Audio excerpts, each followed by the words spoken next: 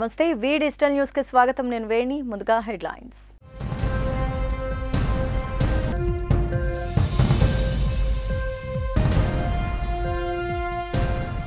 జనాన్ని తప్పుదోవ పట్టిస్తున్న జనసేన పార్టీని నమ్మద్దు పరిశ్రమలు ప్రోత్సహిస్తున్న ప్రభుత్వంపై విమర్శలు అంటూ రాష్ట్ర పరిశ్రమల శాఖ మంత్రి గుడివాడ అమర్నాథ్ మండిపాటించారు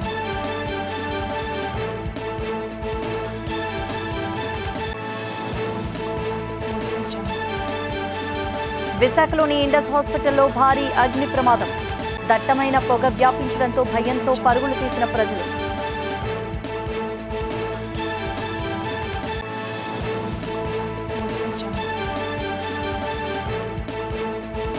విశాఖ శ్రీ శారదా పీఠాన్ని సందర్శించిన పలువురు అమెరికన్లకు స్వరూపానందేంద్ర స్వామి ఆశీస్సులు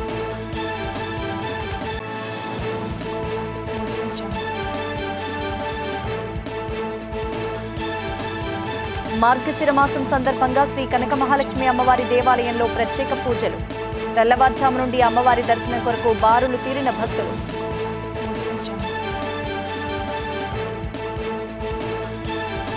ఇక డీటెయిల్స్ చూస్తే హిందుత్వం పట్ల ఆకర్షితులైన పలువురు అమెరికన్లు విశాఖ శ్రీ శారదా పీఠాన్ని సందర్శించారు పీఠాధిపతులు స్వరూపానందేంద్ర సరస్వతి స్వామిని కలుసుకొని ఆశీస్సులు అందుకున్నారు సనాతన ధర్మం విశిష్టత గురించి స్వరూపానందేంద్ర స్వామిని అడిగి తెలుసుకున్నారు స్వామీజీని కలిసిన వారిలో జూలీ టానా అనే యువతులు మాతంగి పద్మాక్షి అనిగా పేర్లు మార్చుకున్నారు మైఖేల్ అనే అమెరికన్ తన చేతిపై దేవతామూర్తి చిత్రాన్ని పచ్చబొట్టు వేయించుకుని హిందూ ధర్మం పట్ల అభిమానాన్ని చాటుకున్నాడు వీరంతా ధర్మం పట్ల ప్రదర్శిస్తున్న ఆసక్తిని చూసి స్వరూపానందేంద్ర స్వామి ఆనందాన్ని వ్యక్తం చేశారు పీఠం దుశ్శాల్వతో సత్కరించారు అమెరికాకు చెందిన డాక్టర్ నికోల్ ఆధ్వర్యంలో ఆయుర్వేద వైద్య విధానంపై అధ్యయనం చేసేందుకు వీరంతా విశాఖకు విచ్చేశారు విశాఖలో చింతలూరు ఆయుర్వేద నిలయం వైద్యులు కాశీ విశ్వనాథ తేజస్వి వద్ద శిక్షణ తీసుకుంటూ మెళకువలను నేర్చుకుంటున్నారు రాష్ట్రాన్ని పారిశ్రామికంగా అభివృద్ధి చేయాలన్న సంకల్పంతో ముందుకు వెళుతున్న జగన్మోహన్ రెడ్డి ప్రభుత్వంపై ఒక పొలిటికల్ బ్రోకర్ ప్రజలను తప్పుదోవ పట్టించే విధంగా చేస్తున్న విమర్శలు ఇకనైనా మానుకోవాలంటూ జనసేన నాయకుడు నాదెండ్ల మనోహర్ను ఉద్దేశించి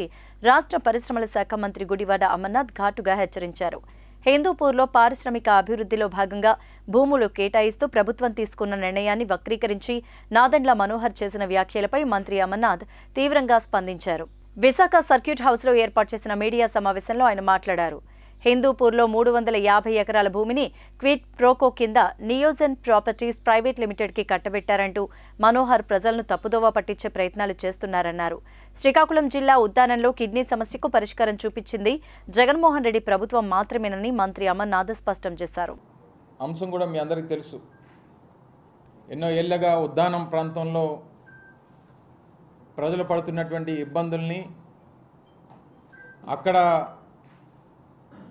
కిడ్నీ వ్యాధులు బారిన పడినటువంటి కుటుంబాలకి ప్రభుత్వం అండగా ఉండాలన్నటువంటి ఉద్దేశంతో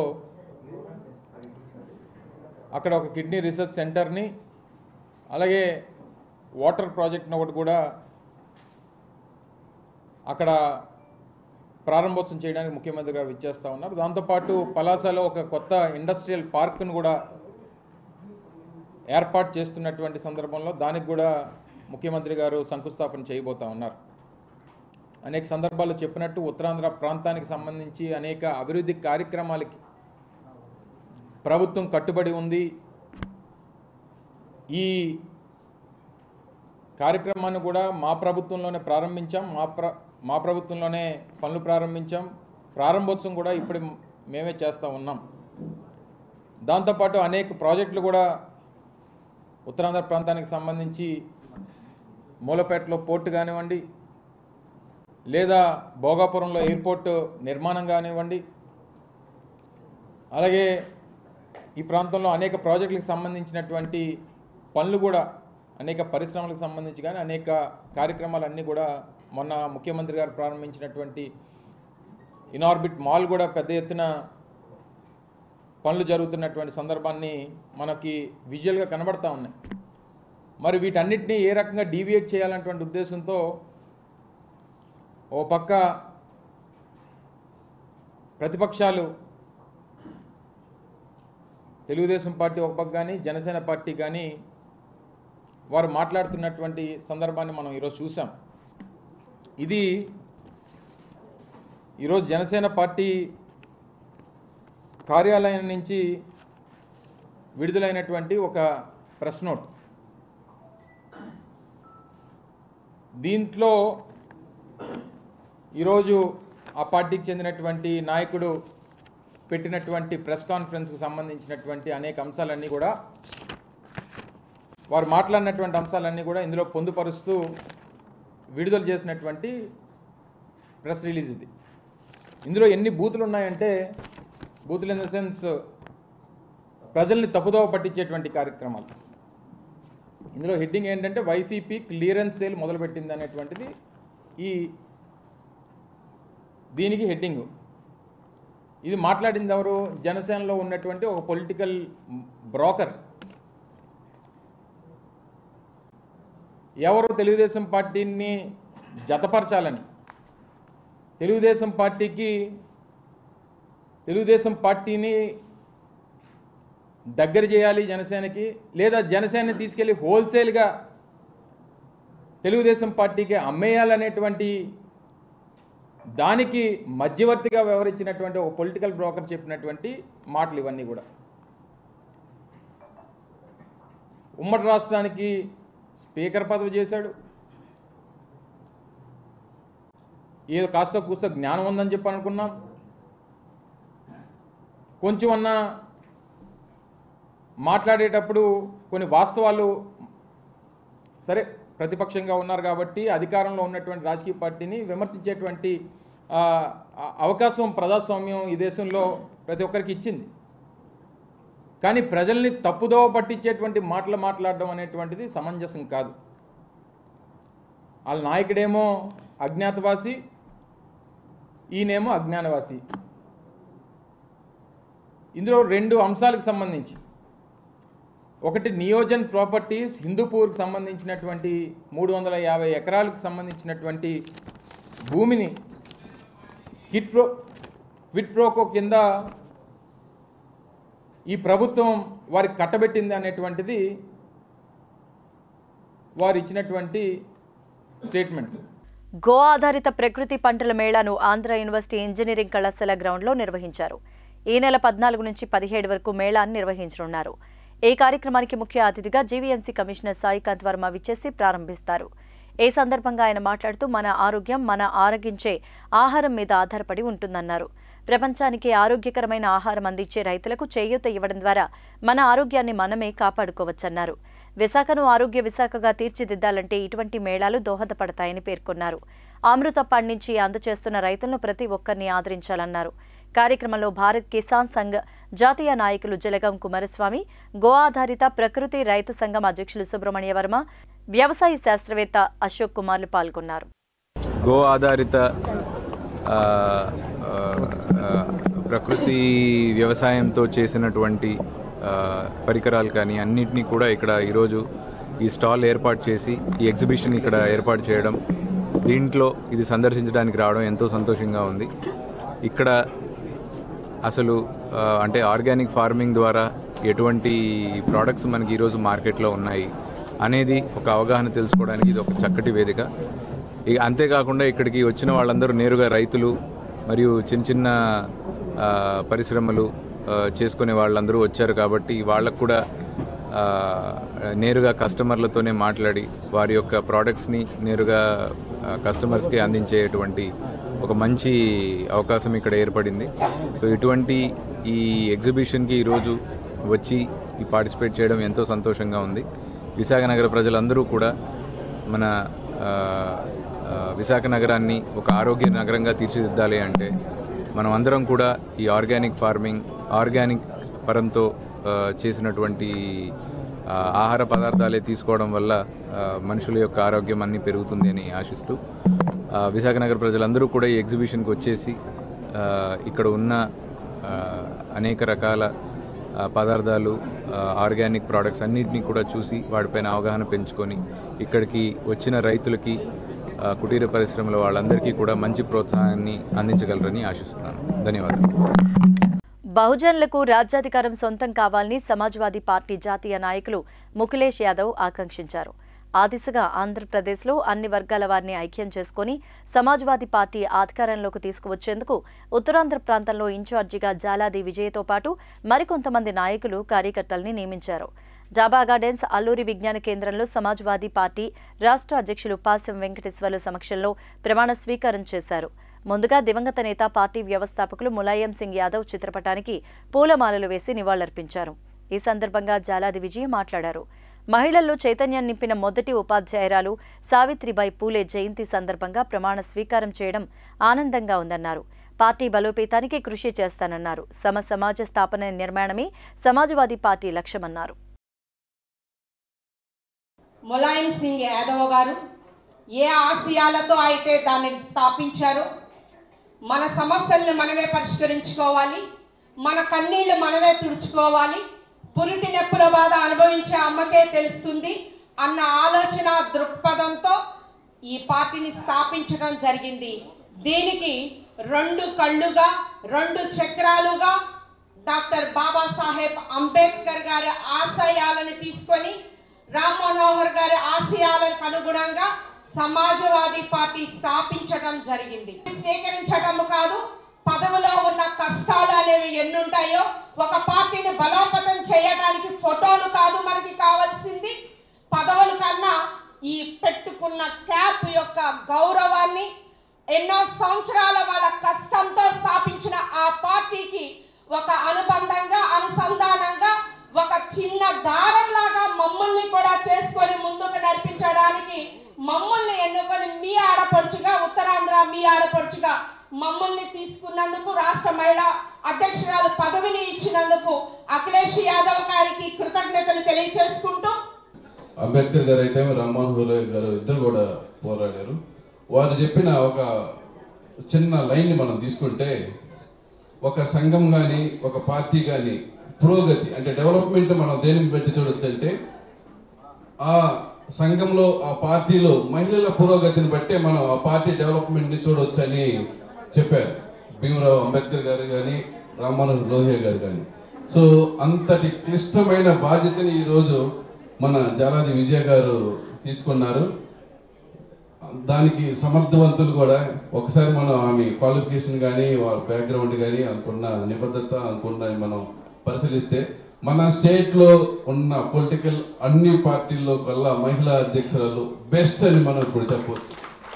ఖచ్చితంగా పార్టీని అంటే పార్టీలో మహిళల స్థానాన్ని, మహిళా పురోగతిని బట్టి మనం పార్టీని డెవలప్మెంట్ని బట్టి చూస్తాం కాబట్టి ఆ స్థాయికి ఖచ్చితంగా తీసుకెళ్తుందని మనం చెప్పవచ్చు.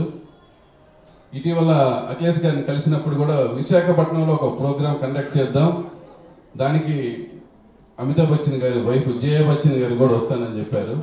సో దానికి ఏర్పాట్లు కానీ చేసుకుంటే అంటే పార్టీని డెవలప్ చేసుకుంటూ ఒక మహిళా అధ్యక్షురాలే కాకుండా విశాఖ ఇన్ఛార్జిగాను ఉత్తరాంధ్ర ఇన్ఛార్జిగాను కీలకమైన 2 బాధ్యతలు కూడా ఉన్నారు. ప్రజల దాహార్తిని తీర్చే నీరు గంటల కొద్దీ వృధాగా పోతుంటే ఎవరికైనా బాధేస్తుంది. కానీ జీవీఎంసీ అధికారులకు మాత్రం చీమ కుట్టినట్లయినా లేదు. ప్రధాన పైపు వాల్వ్ జాయింట్ వద్ద నీరు పోతున్న విషయాన్ని స్థానికులు అధికారులకు చెప్పినా పట్టించుకున్న పాపాన పోలేదు. జీవీఎంసీ 74వ వార్డ్ దయాల్ నగర్ చైతన్య పాఠశాల సచివాలయం ముందర వివిధ కాలనీలకు సరఫరా అయ్యే ప్రధాన పైపు నుంచి తెల్లవారుజామున 6 గంటల సమయంలో ఫౌంటైన్ను తలపించేలా నీరు ఎగజమింది. 10 మీటర్ల ఎత్తులో నీరు పోతుండడాన్ని స్థానికులు చూసి సంబంధిత విభాగ అధికారులకు సమాచారం ఇచ్చారు. గంట తర్వాత అక్కడికి చేరుకున్న సిబ్బంది సమీపంలో ఉన్న మరో వాల్వును మూసేయడంతో వాటర్ కంట్రోల్ అయింది. గతంలోనూ ఇలాగే జరిగినా పట్టించుకోలేదని స్థానికులు ఆరోపిస్తున్నారు. ఉదయం వేళలో వాకింగ్కు వెళుతున్న కొందరు యువకులు అప్రమత్తమైన నీటిని కంట్రోల్ చేసేందుకు చుట్టూ ప్రయత్నించినా ఫలితం లేకుండా పోయింది. ఉదయం అటుగా వెళుతున్న వాహన చోదకులు, పాఠశాలకు వెళుతున్న చిన్నారులు ఇబ్బందులు పడ్డారు. మంచినీటి సరఫరా జరిగే ప్రధాన పైపును పనితీరు ఎప్పటికప్పుడు పరిశీలించి ఉంటే ఇలా నీరు వృధాగా పోయేది కాదని పలువురు అభిప్రాయపడ్డారు.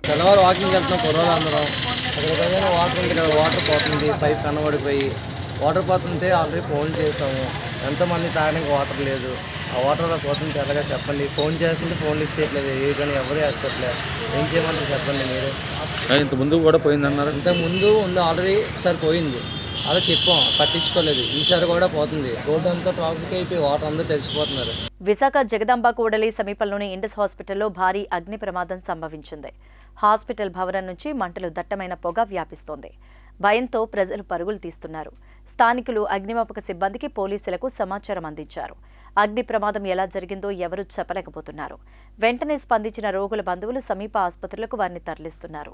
అగ్నిమాపక సిబ్బంది చేరుకొని మంటలు అదుపులోకి తీసుకొచ్చేందుకు యత్నిస్తున్నారు. పరిసర ప్రాంతాల్లో అధిక సంఖ్యలో హాస్పిటల్స్ ఉండడంతో వారు భయాందోళన చెందుతున్నారు. ప్రమాదానికి గల కారణం తెలియాల్సి ఉంది. విశాఖ జిల్లా గాజువాక నియోజకవర్గ వైసీపీ ఇన్ఛార్జిగా ఇటీవల నియమితులైన ఉరుకుటి చందుకు అభినందనలు వెల్లువెత్తుతున్నాయి. స్వతహాగా రాజకీయ చరిత్ర ఉన్న కుటుంబం కావడం, మరోవైపు సామాజిక న్యాయం దిశగా వైసీపీ అధిష్టానం తీసుకున్న నిర్ణయంతో ఆయనకు ఈ పదవి దక్కింది. ఈ నేపథ్యంలో చిట్టినాయుడు కాలనీలోని తన కార్యాలయం పాత గాజువాకలోని ఉరుకుటి నివాసం కార్యకర్తలు, అభిమానులతో నిండిపోయింది. పూలమాలలు, బొక్కేలతో సత్కరించారు. ఈ సందర్భంగా చందు మాట్లాడుతూ, పార్టీ పెద్దలు తనకు ఇచ్చిన ఈ పదవికి పూర్తి న్యాయం చేస్తానని, నియోజకవర్గ పరిధిలోని శ్రేణులందరినీ కలుపుకొని పార్టీని మరింతగా బలోపేతం చేయడానికి కృషి చేస్తానన్నారు. కార్యక్రమంలో మాడుగుల నియోజకవర్గ ఇన్ఛార్జ్ ఉరుకుటి అప్పారావు తదితరులు పాల్గొన్నారు. వైఎస్ఆర్ కాంగ్రెస్ పార్టీ అధ్యక్షులు, రాష్ట్ర ముఖ్యమంత్రి వర్యులు శ్రీ వైఎస్ జగన్మోహన్ రెడ్డి గారు నన్ను గాజువాక నియోజకవర్గం వైఎస్ఆర్ కాంగ్రెస్ పార్టీ ఇన్ఛార్జిగా నియమించినందుకు జగన్ గారికి, అలాగే ఉత్తరాంధ్ర జిల్లాల రీజనల్ కోఆర్డినేటర్ శ్రీ వైవి సుబ్బారెడ్డి గారికి, విజయసాయిరెడ్డి గారికి, అలాగే జిల్లా మంత్రివర్యులు ఇన్ఛార్జ్ మంత్రివర్యులు విడదల రజనీ గారికి, అలాగే పారిశ్రామిక మంత్రివర్యులు శ్రీ గుడివాడ అమర్నాథ్ గారికి, అలాగే గాజువాక శాసనసభ్యులు పెద్దలు శ్రీ తిప్పల నాగిరెడ్డి గారికి, అందరికీ నా హృదయపూర్వకమైన కృతజ్ఞతలు తెలియజేసుకుంటున్నాను. ఏదైతే నా మీద ఎంతో నమ్మకం ఉంచి వైఎస్ జగన్ గారు నాకు ఈ ఇన్ఛార్జ్ పదవి ఇచ్చారో, ఆ నమ్మకాన్ని ఎక్కడ బొమ్మ కాకుండా రానున్న 2024 అసెంబ్లీ ఎన్నికల్లో పార్టీ గెలిపే లక్ష్యంగా పనిచేస్తూ శ్రేణులందరినీ కూడా ఏకం చేస్తూ జగన్ గారికి గాజువాక రేపు 2024 ఎలక్షన్లో అసెంబ్లీ టికెట్ గెలిపించి ఆయనకి గిఫ్ట్గా ఇచ్చే విధంగా పనిచేస్తానని చెప్పని. మార్గశిర మాసం లక్ష్మీవారం పురస్కరించుకుని విశాఖ బురుజుపేటలో వెలిసిన శ్రీ కనక మహాలక్ష్మి అమ్మవారి దేవాలయంలో ప్రత్యేక పూజలు నిర్వహించారు. తెల్లవారుజాము నుంచి అమ్మవారి దర్శనం కొరకు భక్తులు బారులు తీరారు. ఈ సందర్భంగా కనక మహాలక్ష్మి అమ్మవారికి భక్తులు స్వయంగా అభిషేకాలు చేశారు. దేవాదాయ శాఖ అధికారులు, ఆలయ కమిటీ సభ్యులు భక్తుల కోసం ప్రత్యేక ఏర్పాట్లు చేశారు. మధ్యాహ్నం అన్న సమారాధన ఉంటుందని అధికారులు తెలిపారు. కార్యక్రమాల్లో ఆలయ trust board chairperson Simhachalam EO K Sirisha, ఆలయ అధికారులు, బోర్డు సభ్యులు పాల్గొన్నారు. తెదేపా జాతీయ ప్రధాన కార్యదర్శి నారా లోకేష్ చేపట్టిన యువగళం పాదయాత్ర ముగింపు కార్యక్రమం విశాఖలో జరగనుంది. దీనిలో భాగంగా ఆయన తొలుత ఈ నెల 18న కూర్మనపాలెం పైలాన్ వద్ద జరిగే కార్యక్రమంలో పాల్గొంటారని నియోజకవర్గ పరిశీలకులు కిమిడి రామ్ మల్లిక్, విశాఖ తెదేపా పార్లమెంట్ అధ్యక్షులు పల్లె శ్రీనివాసులు తెలిపారు. పార్టీ కార్యాలయంలో ఏర్పాటు చేసిన ముఖ్య కార్యకర్తల సమావేశంలో మాట్లాడుతూ, లోకేష్ పాదయాత్రకు అడుగడుగునా ప్రజాస్పందన లభిస్తోందన్నారు. దీన్ని చూసి ఓర్వలేని వైసీపీ నేతలు తెదేపా నేతలపై తప్పుడు ప్రచారాలు చేస్తున్నారంటూ మండిపడ్డారు. ముగింపు సభతో వైసీపీలో వణుకు పుట్టేలా జన సమీకరణ చేపడతామన్నారు. 3 నెలల్లో రాష్ట్రంలో అనేక మార్పులు చోటు చేసుకుంటున్నాయని, ప్రజలు కోరుకున్నట్టుగా తెదేపా జనసేన ఐక్య ప్రభుత్వం వస్తుందన్నారు. సమావేశంలో నియోజకవర్గ సమన్వయకర్త ప్రసాదుల శ్రీనివాస్, కార్పొరేటర్లు బొండా జగన్, గంధం శ్రీనివాస్, పల్లా శ్రీనివాస్, పుచ్చ విజయ్ కుమార్లు పాల్గొన్నారు. సీనియర్ నాయకులందరూ కూడా, అలాగే ఇన్ఛార్జ్ అందరూ కూడా మీరు గమనించి మీ స్థాయిలో ఉన్నటువంటి బూత్ ప్రెసిడెంట్కి, బూత్ కన్వీనర్స్కి మీరు చేసుకెళ్ళాలి. వాళ్ళు మీరు కొంచెం పుష్ చేయాలి. వాళ్ళు మీరు ముందు కొంచెం నడిపిస్తే తప్ప నడిచేటువంటి పరిస్థితి లేదు. కొంతమంది ఏమంటున్నారు, సింపుల్గా మీ యాప్ ఓపెన్ చేస్తున్నామంటే అవ్వట్లేదు అంటున్నారు. ఈ స్టోరీలు అన్నీ కూడా ఈ స్టోరీ ఇది. చాలామంది యాప్ డౌన్లోడ్ చేసుకోలేదు ఇంకా. కనుక మీరు ముందు యాప్ డౌన్లోడ్ చేసుకోవాలి. మీ నంబర్కి ఒక్కోసారి ఏమవుతుందంటే మీరు ఉన్నటువంటి బూత్ నెంబర్కి అక్కడ ఆ డోర్ నెంబర్కి కొంచెం వేరియేషన్ ఉండొచ్చు. ఎందుకంటే ఆ లిస్ట్ అంతా కూడా జనవరి లిస్ట్ పెట్టారు, 2023 జనవరి లిస్టు. కనుక దేంట్లో కొంత ఇది ఉంది. కానీ బట్ మనం ఇచ్చినటువంటి దాంట్లో, మీరు ఇచ్చినటువంటి దాంట్లో ఆ వార్డు వైజ్ మాత్రం నాయకుడి మీద ఖచ్చితంగా ఒక అభిప్రాయానికి వస్తారని చెప్పి తెలియజేస్తున్నారు. ఇంకా మీరు యాప్ డౌన్లోడ్ చేసుకుంటే మీరు ఎన్ని చేస్తే, రోజు 40 చేస్తే 40 అవుతుంది. 40 చేస్తే కనుక ఎవరైనా డౌన్లోడ్ చేసుకోకపోతే డౌన్లోడ్ వెంటనే చేసుకోండి అని చెప్పి కూడా ఈ సందర్భంగా తెలియజేస్తాను. కనుక బాబ్ షూరిటీ భవిష్యత్ గ్యారంటీ అన్నది నాయకుడి యొక్క పట్టిక మీద ఆధారపడి ఉంటుందని చెప్పి తెలియజేస్తున్నాం. దానికి సీనియర్ నాయకులు అందరూ, అందుకే ఇందాక వార్డు 70లో కానీ లేకపోతే 64లో కానీ కొన్ని వార్డ్స్ నడిచినాయి, 65 కానీ చాలా యాక్టివ్గా నడిచినాయి. కనుక మీరు ఇది గమనించండి అని చెప్పి తెలియజేస్తూ మీ అందరినీ కోరేది ఏంటంటే రేపు 18వ తారీఖున 20వ తారీఖున జరగబోయేటటువంటి కార్యక్రమాన్ని దిగ్విజయం చేయండి అని చెప్పేసి మిమ్మల్ని అందరినీ కోరుతూ నేను సెలవు తీసుకుంటాను. నారా లోకేష్ గారు పాదయాత్రను కూడా గాజువాకలోనే ముగిస్తున్నారంటే 2024 కూడా తప్పకుండా తెలుగుదేశం పార్టీ అధికారంలోకి రాబోతుంది అనడానికి ఇది మరో సూచిక అని చెప్పి తెలియజేసుకుంటున్నాను. అలానే నా చిన్న సబ్మిషన్ ఏంటంటే అన్న, మనకి 2 సైట్లు అవసరం ఉంటుందేమో ఒకసారి, ఎందుకంటే ఈ సమావేశం కేవలం యువగలం గురించి కాబట్టి. అప్పుడు ఏదైతే 2009లో కూడా మనం యువత శంకారావం అని చెప్పి విజయవాడలో చేపట్టడం జరిగింది. నారా లోకేష్ గారు మొన్న ఇచ్చిన ఆదేశం ఏంటంటే అది ఎలా జరిగింది అనేది అప్పుడు అందరం కూడా ఇక్కడ లేము, చాలా మంది యువత బయట ఉన్నాం. కానీ ఇప్పుడు దాన్ని మించిలాగా ఈ సభ జరగాలి. ఎందుకంటే మొట్టమొదటిసారిగా మనం పవన్ కళ్యాణ్ గారు తెలుగుదేశం పార్టీ కలిసిన తర్వాత మన అధ్యక్షులు నారా చంద్రబాబు నాయుడు గారు, పవన్ కళ్యాణ్ గారు కలిసి ఒకే వేదిక మీద, అదే విధంగా బాలకృష్ణ గారు, లోకేష్ గారు, మొత్తం యావత్ తెలుగుదేశం పార్టీ కుటుంబం అంతా కూడా, జనసేన కుటుంబం కూడా కలిసి చేసుకోబోయే మొట్టమొదటి పండగ రాబోయే ఎలక్షన్ కి దిగిచూసి కాబట్టి తప్పకుండా దీన్ని జయప్రదం చేయాలని చెప్పి మిమ్మల్ని అందరినీ కూడా ఈ రోజు కోరుకుంటూ మరి అవకాశం ఇచ్చిన పెద్దలందరినీ. బులెటిన్ ముగించే ముందు హెడ్లైన్స్ మరోసారి.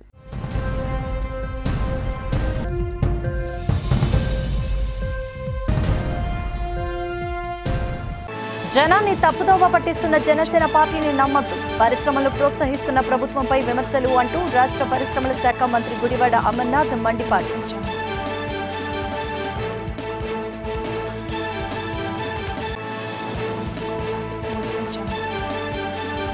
విశాఖలోని ఇండస్ హాస్పిటల్లో భారీ అగ్ని ప్రమాదం, దట్టమైన పొగ వ్యాపించడంతో భయంతో పరుగులు తీసిన ప్రజలు.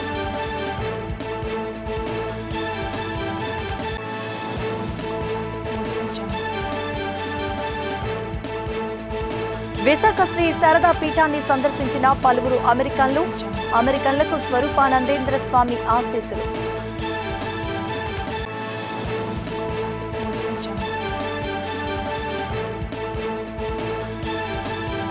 మార్గశిర మాసం సందర్భంగా శ్రీ కనక మహాలక్ష్మి అమ్మవారి దేవాలయంలో ప్రత్యేక పూజలు, తెల్లవారుజాము నుండి అమ్మవారి దర్శనం కొరకు బారులు తీరిన భక్తులు.